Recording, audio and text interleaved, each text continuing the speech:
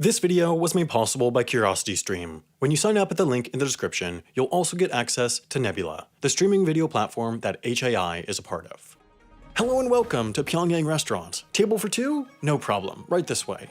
Might I interest you in a glass of ginseng wine or perhaps some of our famous kimchi? Wonderful, that'll be coming right up. While you wait, please sit back and enjoy the ambience and decor, the live musical performances by your waitresses, and try to forget that this entire restaurant is run by one of the most brutal, repressive, murderous governmental regimes in the world. Oh, oops, did I say murderous government regime? I meant to say the bathrooms are down the hall and to the left. My bad. What's that you say? You want to know more about these restaurants? Well, alright, but only if you promise not to tell anyone. If it gets back to the Supreme Leader that I told you any of this, he's not going to be happy.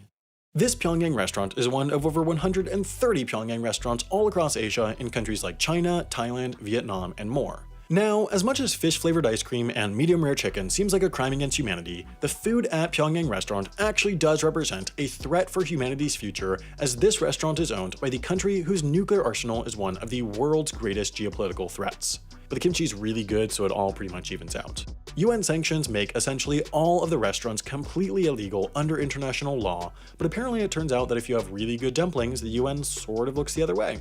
When you arrive at the restaurant, you're greeted by a waitress that was hand-selected by the North Korean government, screened 3 generations back for loyalty to the North Korean government, and chosen for their beauty, height, and artistic ability, and when they aren't serving you a bowl of Pyongyang cold noodles, they'll be on stage wearing traditional Cheongsonot dresses, singing, dancing, and playing instruments. Now, if you've ever worked long shifts at a restaurant, you might have thought to yourself, man, this Applebee's feels like a prison. For the staff at Pyongyang restaurants, that feeling is a bit more literal. The waitresses actually have to live above the restaurant and aren't allowed to wander the city freely. In 2016, 13 waitresses escaped from a location in Beijing and defected, much like I defected from Applebee's. Though technically they didn't call it defecting, they called it not showing up for work and getting fired.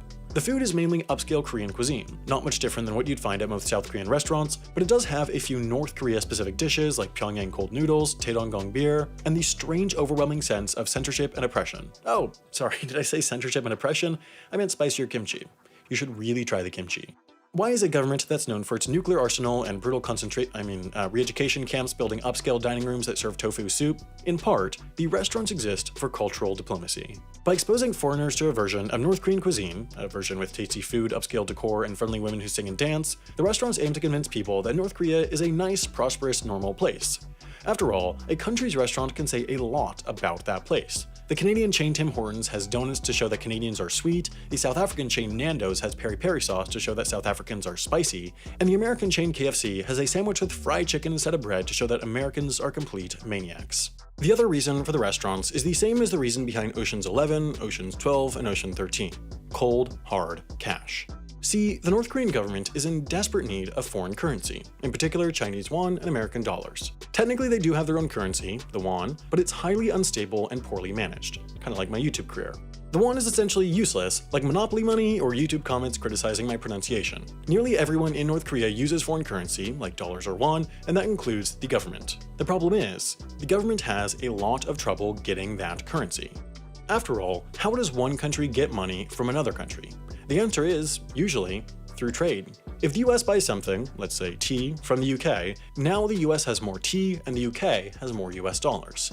If the UK buys from the US, let's say cheeseburgers, now the US has more pounds and the UK also has more pounds, but a different kind. With the extensive sanctions most of the world enforces on North Korea, however, there's very little trade between North Korea and other countries, and therefore very little access to foreign currency. The one country North Korea does much trade with, China, is selling a lot more to North Korea than they're buying, and North Korea needs a way to make up the difference. They can't just print more won and give them to China, because remember, nobody wants won, and so instead, they've been using foreign currency reserves, but they're quickly running out, and that's why Pyongyang restaurants exist. The restaurants are each run by a middleman who must send a fixed sum back to North Korea every month, between $10,000 and $30,000 depending on the size of the restaurant. If you don't manage to send that money back, North Korea will shut the restaurant down and make all the employees return to the homeland. And while we may not know everything about North Korea, we can pretty safely guess that returning home to an angry North Korean government that feels you cheated it out of money isn't, an amazing experience. Alright, that's all I can say, and I've probably said too much already, so just go back to eating your kimchi and let's pretend none of this ever happened.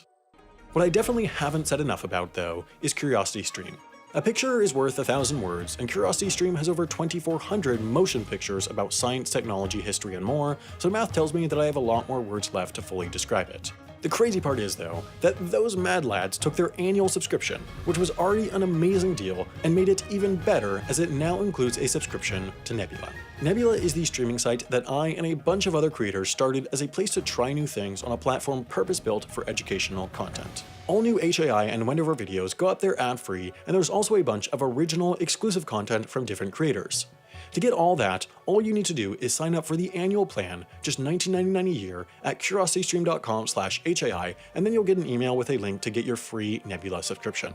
Also, you'll be supporting all these independent creators independently create, which is, like, cool.